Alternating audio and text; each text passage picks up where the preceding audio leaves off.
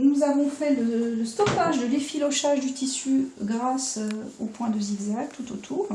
Et maintenant, je vous propose de marquer votre futur pliage avec ce que l'on appelle un bâti à la machine, c'est-à-dire juste une couture provisoire qui va suivre les deux tracés que nous avions fait, je vous rappelle, entre les points 1A et 1A et les points B1 et B1.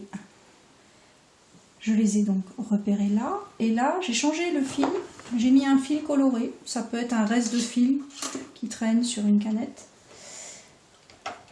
pour que je puisse visuellement bien le voir tout à l'heure. Je sélectionne un point de piqûre et un point assez grand, pour ne pas user trop de fil, je ne fais pas d'aller-retour, et pour que ma couture maintienne bien les trois épaisseurs ensemble, je vais mettre mes mains des deux côtés, tirer un peu, comme tout à l'heure en écartant comme ça, pour maintenir les trois épaisseurs de tissu entre elles et arriver à l'autre bout sans qu'il y ait de décalage entre les trois matières.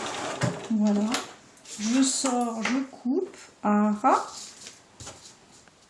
tac, je fais la deuxième, idem, de la même manière.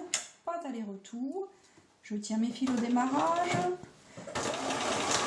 je tends, je pose mes doigts à plat, je tends, j'écarte comme ça, en tendant, comme ça les matières restent bien ensemble.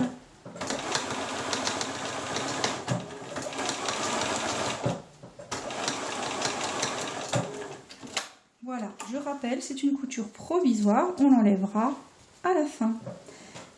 Et je l'unise sur l'endroit. C'est sur l'endroit qu'elle m'intéresse. Évidemment, elle traverse les trois épaisseurs, mais la couleur est sur l'endroit. L'objectif étant que plus tard, je prendrai cette partie-là et je la plierai pour aller la rabattre sur sa copine en face, de façon à créer le pli du masque. Mais on reviendra à ça dans un deuxième temps.